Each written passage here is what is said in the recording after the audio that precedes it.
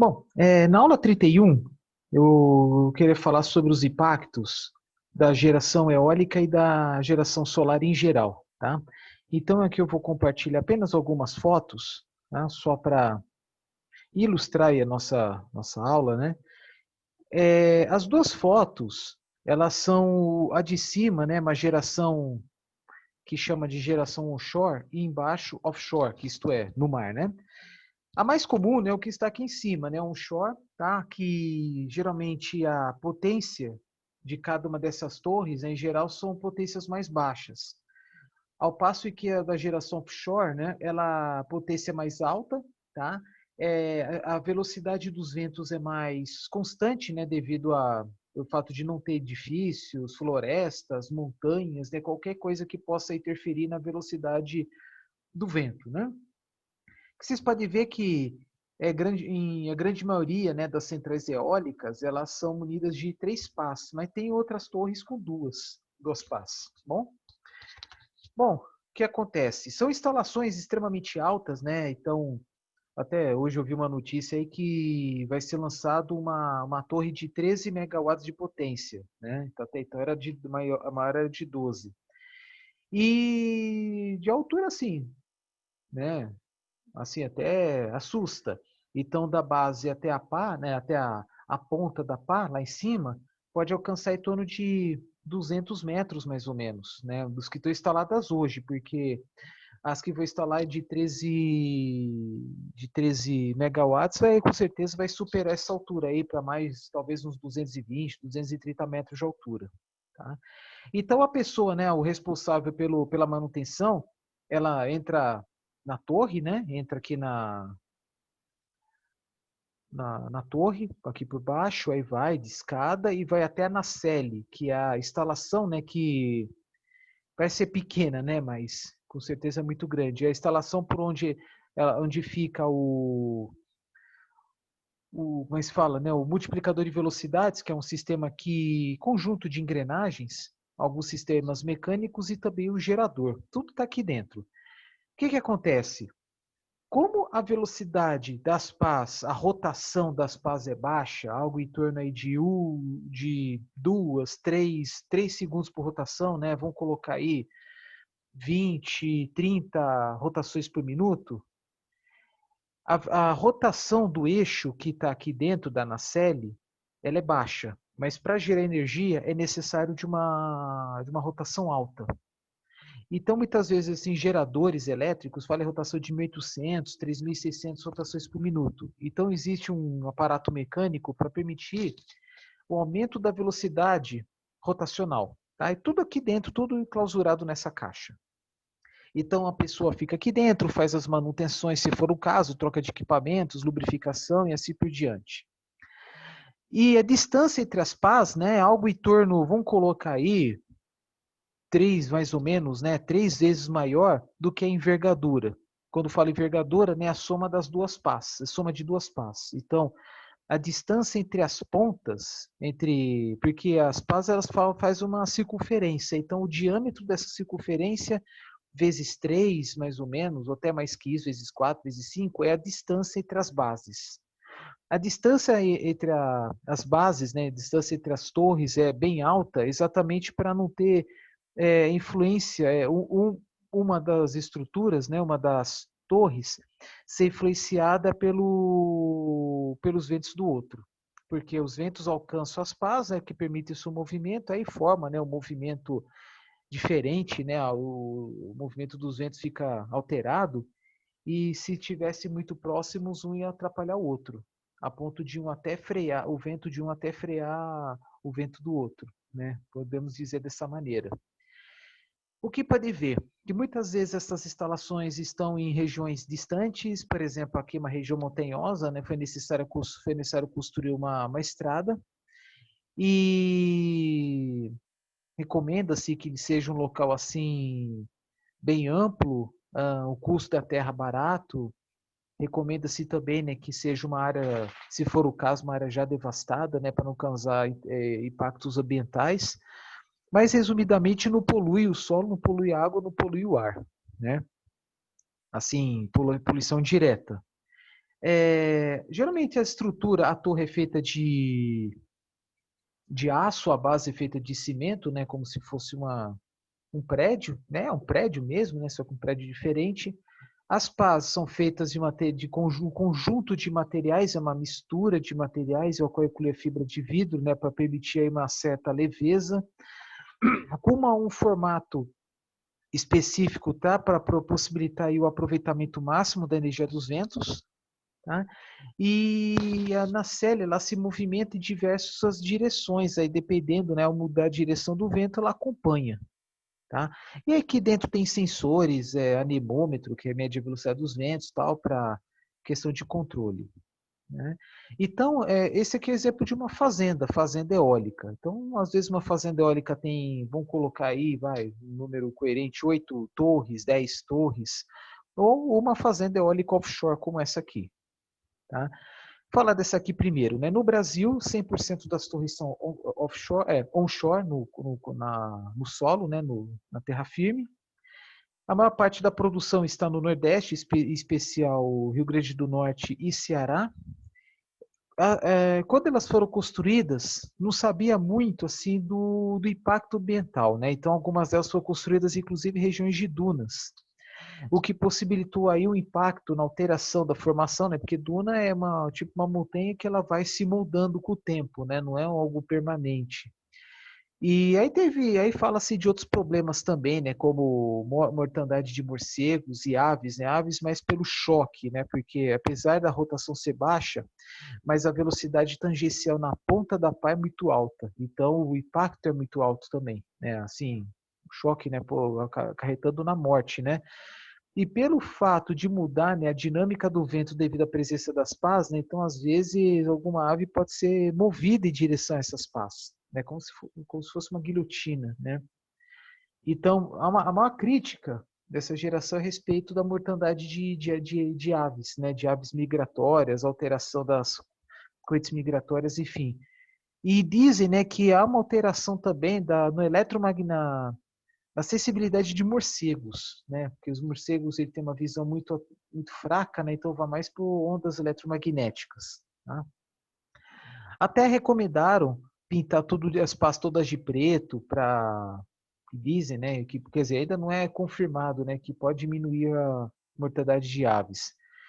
Aí, né? Só que assim, uma crítica como essa, né? Morte de aves, ela é minimizada pelos empresários do setor, né?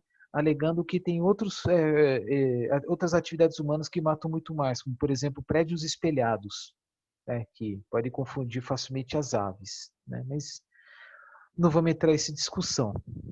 A geração offshore, né, como vocês estão vendo aqui, né, no começo ela foi instalada, as torres foram instaladas, a maior parte delas está na Europa, mas o campeão mundial tem onde eu sei é a Inglaterra, né, por enquanto.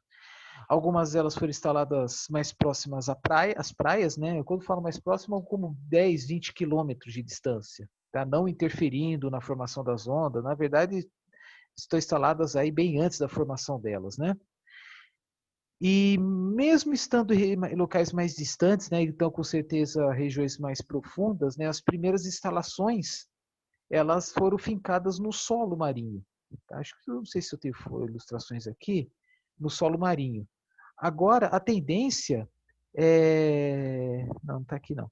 A tendência é ter até instalações flutuantes. Por quê? Porque à medida que vai se distanciando do mar, o solo fica mais profundo, aí fica muito caro fazer uma instalação fincada no solo. Então, tem algumas instalações que algumas já foram construídas, né, mas é no estágio inicial. Algumas delas já são flutuantes, que nem as plataformas de petróleo mais modernas. Tá? Vamos lá. A geração de energia elétrica por parte da geração offshore é mais barata. Né? Desculpa, ela é mais eficiente. Tá? O fator de capacidade maior porque venta mais, é um vento mais constante. Só que ela a geração é mais cara por quê? Porque o custo de manutenção é muito maior. Tá? Porque necessita de uma mão de obra algo similar a das plataformas de petróleo. Tá? Então, faz a manutenção, né? Enfim, as despesas são maiores. E mesmo assim, né, estão sendo instaladas em grande quantidade, as instalações no mar são maiores que do continente, Isso está possibilitando, por exemplo, a construção de portos, de indústrias junto com portos, tá? Porque aí minimiza o problema com logística, né? Pois afinal, imagina a dificuldade de transportar toda a estrutura numa montanha como essa, tá? Que exige aí veículos grandes, então vai chegar ao ponto que as maiores centrais vão ser, as maiores torres vão ser todas aqui no mar, tá? Exige-se uma mão de obra qualificada tanto para formação, né, para estudo da aerodinâmica, da engenharia de materiais e também para instalação e manutenção, né? Porque são equipamentos super grandes, né? É que nem, por exemplo, o transporte de turbina hidráulica de grande porte, né? Que tem que, às vezes, fecham até uma estrada só para transportar, né? Caminhões aí com centenas de rodas e assim por diante. Bom, atualmente, né, uma das fontes de energia mais baratas no Brasil e também no exterior, tá? Que está tendo um grande crescimento atualmente, é a segunda principal geração elétrica no Brasil. Tá? Então, basicamente é isso, como funciona, né? A energia dos ventos, que é convertida em mecânica, depois em elétrica. Tá bom? Bom, instalado no mar, né? Então, no mar, por exemplo, tem brisa marítima, brisa terrestre, né? Então, de manhã, brisa marítima, então vai ter a nacelle vai estar disposta de uma forma, né? E à tarde, brisa terrestre vai estar disposta de outra, tá? Por isso que eu estou falando que sempre altera, né, o sentido dos ventos, durante o dia, inclusive. O grande problema técnico, né, da geração eólica é que, como a velocidade do vento varia muito, a geração elétrica varia muito também. Então, tem sistemas mecânicos, até mesmo banco de baterias, possibilitam uma geração mais constante, quer dizer, fornecimento de uma energia mais constante para a rede elétrica, tá bom? Eu peguei, acho que da Folha de São Paulo, se não me engano, essa ilustração. Existe aí um potencial muito grande no Brasil, né? Até uns vídeos atrás eu falei que começou com um potencial de 100, se não me engano, 140 gigawatts. Quando eu falo potencial, é assim, análise da velocidade dos ventos a uma determinada altitude. Só que os equipamentos, né, as torres estão aumentando de altura, né? Então precisou fazer uma reanálise com alturas maiores. E aí já aumentou para potencial para 300 gigawatts, mas já se fala aí potenciais muito maiores, né? Isto é, o Brasil pode ser sustentado 100% para geração eólica, se for pensar dessa forma. Então tá aqui, né, todo o aparato, tá? Eu não vou entrar em detalhes aqui como funciona, mas vai ser uma ilustração básica, tá? Agora, vou falar da geração solar, né? Existem várias, né, que mais ouvi falar, se for pensar em aplicação doméstica, geração solar fotovoltaica, aquela que converte a radiação solar em energia elétrica, e aquela para aquecimento de água do banho, que são placas, como se fossem caixas, o que passam tubulação de água lá dentro dessa tubulação, né? Às vezes de alumínio, de cobre e tal, para facilitar aí aumentar a transferência de calor, né? Para aumentar aí possibilitar o aquecimento de água. Bom, é uma caixa, né, com tubulação em zigue-zague, né? Zigue-zague assim, para aquecer a água, armazená-lo no tanque térmico que fica lá em cima do telhado e usar quando achar necessário. É uma instalação que, assim, né, um processo todo termomecânico, tá? Não necessariamente precisa ter algum componente elétrico, a não ser uma resistência elétrica, tá? Em dias muito frios. Esse aqui, né, é um conjunto fotovoltaico, tá? Em que a radiação solar incide em pastilhas, especialmente de silício, né? Tem vários silício policristalino, quer dizer, pastilhas monocristalinas, policristalinas, filmes finos, tem vários nomes, né? E converte uma parte da radiação solar em energia elétrica. Uma parte dela é convertida na energia solar, uma outra parte é refletida. Tá? Tem toda uma conceituação física aí por trás, né? Só que as placas, os módulos fotovoltaicos, elas geram corrente contínua. E aí é necessário ter um inversor para converter em corrente alternada para ser usado dentro da residência, porque os eletrodomésticos, lâmpadas, tudo é utilizando corrente alternada. E uma parte da energia elétrica, né, ela pode ser enviada para os postes na rua, né, para a rede elétrica, que vai funcionar como se fosse o banco de baterias, né? Vamos supor que de manhã, né, sol a pino, gera-se mais do que consome, o excedente vai o poste, vai para a rua, vai para a rede. E à noite faz o caminho inverso, ou quando o consumo for maior que a geração. Tá? Aí a necessidade de um relógio bidirecional. Então, tudo isso eu tinha falado lá na parte quando falei sobre geração distribuída. Aqui é uma fazenda solar com várias placas, tá? Em geral, as placas são fixas, até não muda o ângulo. Existem tem um equipamento chamado rastreador solar, que ela permite fazer um sistema totalmente mecânico, que ela faz aí a alteração, né, da inclinação, né, da inclinação da placa, né, decorrente ao movimento do Sol, tá? Porque assim, o Sol, né, ela tem lá o nascer e o pôr do Sol, faz isso aqui, né? Assim, né? E durante o ano ela faz a alteração da posição dela do outro ângulo, do outro eixo. Então, por exemplo, a alteração do ângulo, né, ao qual o Sol passa, né, durante o dia, do nascer ao pôr do Sol, chama de azimuth. E a diferença de ângulo entre, por exemplo, 21 qualquer equinócio, o equinócio de primavera, 21, 22 de setembro, com o solstício de verão, por exemplo, 21, 22 de dezembro, o Sol vai estar numa posição diferente. Em vez de fazer apenas essa movimentação aqui, né, precisa fazer isso aqui também. Precisaria, né? Geralmente, bom, rastreador solar eu acho que não faz isso. Mas o que ela faz com certeza é durante o dia, tá? Para otimizar a geração fotovoltaica, tá? Bom, aqui está vendo uma fazenda, né, composta por várias placas, né? As placas possuem uma eficiência bastante baixa de conversão, um valor comercial convencional em torno de 17%, isto é, a cada 100 unidades de energia radiativa solar que incide na placa, apenas 17 vira energia elétrica. Tá? Uma parte é refletida, uma parte é absorvida, ela vira apenas calor, aquece a placa, e não serve para geração elétrica. Mas tem outras variáveis aí na área de radiação que tem uma disciplina que até fala sobre isso, transferência de calor 2, mas não convém falar aqui. Essa aí são um monte de placas que elas refletem a radiação solar e o ponto, que é um foco.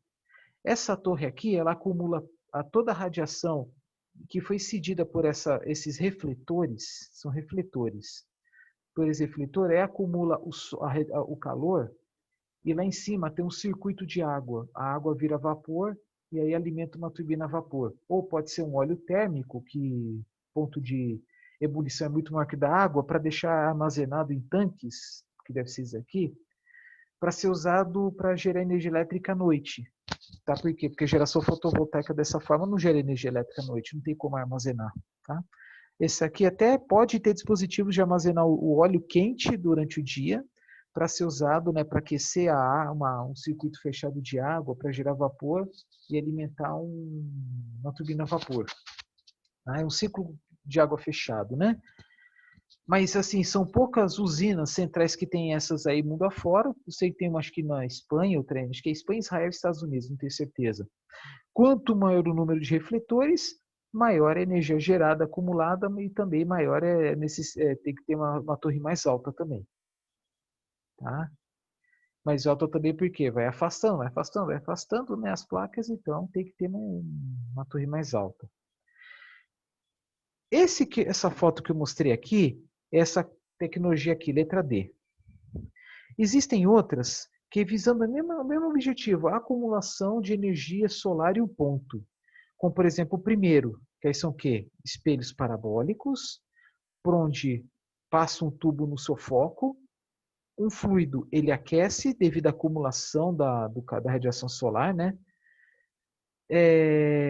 Aí podendo, por exemplo, esse óleo ser usado para aquecer um circuito de água que gera vapor para gerar energia elétrica, que nem isso aqui. Ou para aquecer ou para ser usado em algum processo industrial que requer uma alta temperatura.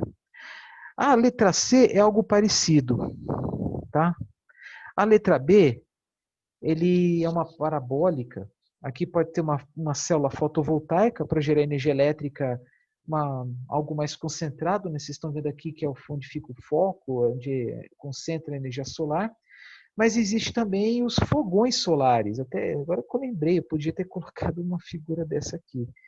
Bom, o que é um fogão solar? Ele é uma estrutura em que você pode colocar uma panela no foco. Tá? Ela é uma, uma, uma parabólica, né? Cheio de chapinhas de aço, alumínio, que seja, que reflete a luz do sol e o ponto. Se concentra em o ponto, esse ponto onde fica a panela. Tá? Deixa eu ver aqui. Tem umas fotos bonitas aqui. Quanto maior esse fogão solar, né, mais calor acumula, né, então pode ser usado aí para uma aplicação em que requer alta temperatura. Como também falei agora há pouco, também pode colocar uma célula fotovoltaica. Tá? Então aqui, escrever fogão solar, aparece um monte de opções. Tá? E interessante, né? Porque aproveita, né, aquele calor que é desperdiçado, né? Tem uns modelos mais simples aqui, né, de fogão solar. É bom usar um óculos de sol, né, obviamente. E é isso, dá para, sei lá, cozinhar feijão, fritar ovo, fazer um arroz, sei lá. Ou também um fogão solar em forma de caixa, tá? Existem aí tecnologias, até inclusive desenvolvidas na FGD, de desidratador de frutas, junto com. Nesse caso é híbrido, tá? Energia solar com energia elétrica. Tá? Então, na verdade, o que é? Um refletor parabólico. Bom, e aí concentra a energia solar em um ponto. Quanto maior a parabólica, mais energia concentra no ponto, aí pode fazer o que quiser, né? Então faltou eu colocar uma figura como essa aqui. E o bom é que não consome combustíveis, não gera poluição, nada disso. Esse aqui, essas tecnologias aqui é o que vocês viram aqui nessa foto.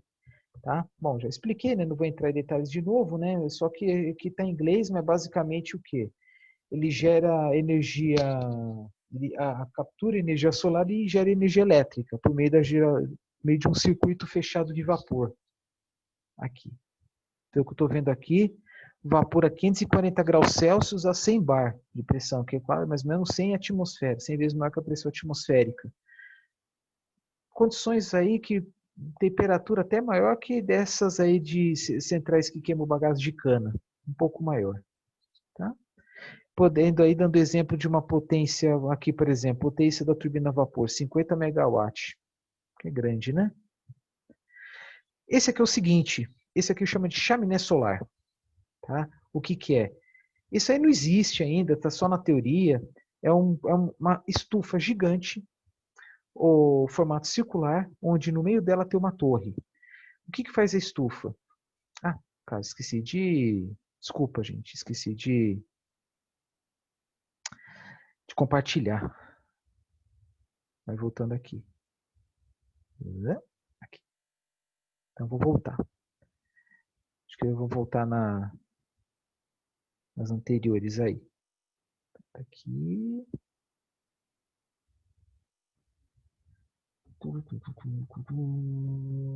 Aqui. Que é a primeira que eu falei, né, que os vários refletores que concentram energia e o ponto, que é no alto da torre, tem um circuito de um fluido, pode ser óleo quente, ou até pode ser água para converter em vapor para gerar energia elétrica e uma turbina a vapor. Né? Esse aqui são outras tecnologias, essa aqui é a letra B que pode ser um fogão solar, pode colocar aí uma panela, por exemplo. Né? Esse aqui é um esquema que é o mesmo aqui, né, dessa usina. Geração de energia elétrica, aqui dando exemplo, vapor a 540 graus Celsius a 100 bar, que é uma pressão aí 100 vezes a atmosférica. E esse aqui, por exemplo, que é algo semelhante, não muda muito, dando exemplo de uma turbina a vapor de 50 megawatts, tá? Que é algo próximo aí da queima do bagaço de cana. Chaminé solar. Então aqui é uma grande estufa gigante circular. O que faz as estufas? Ela aquece o ambiente interno. Ao aquecer o ambiente interno, o ar fica quente, O ar quente ele é mais leve, então o ar quente ele vai para esta torre. E lá em cima tem uma turbina. Então, o ar aqui dentro é mais quente que do lado de fora, o ar quente é mais leve e tende a subir. Tá? Há projetos disso aí, mas assim, até onde eu sei, não tem nada confirmado.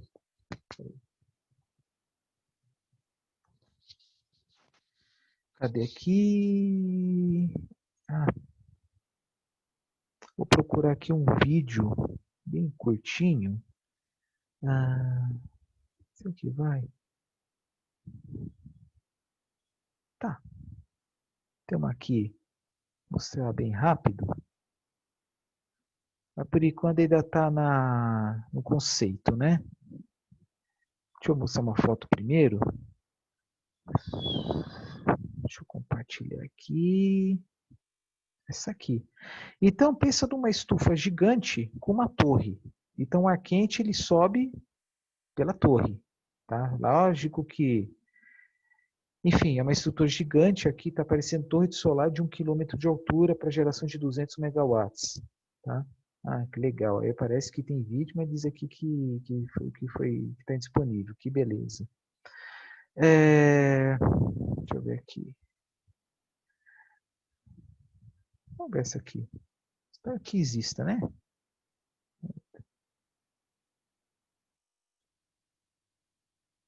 Então, vou ser bem rápido.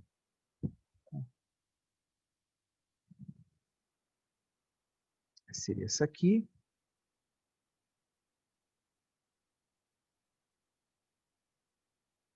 Opa, desculpa. Estou vendo aí uma grande torre. Eu vou voltar um pouco.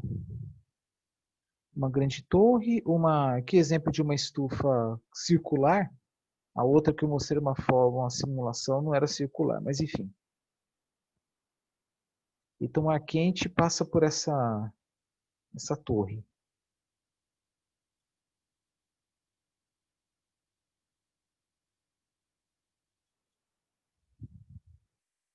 Aí, o ideal é instalar em um deserto, um local assim onde o solo não foi aproveitado. É um veículo conduzindo aí para fins turísticos, né?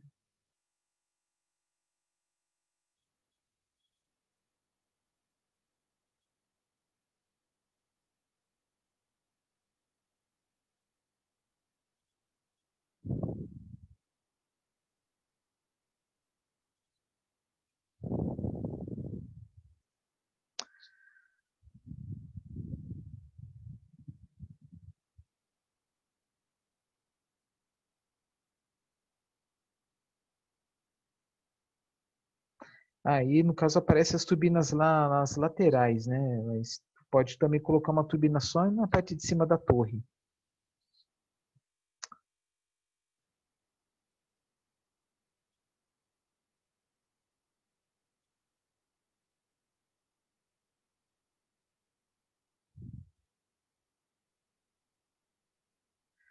Mostra a evolução do aumento da temperatura do ar, ela sendo turbinada e depois conduzida lá para cima.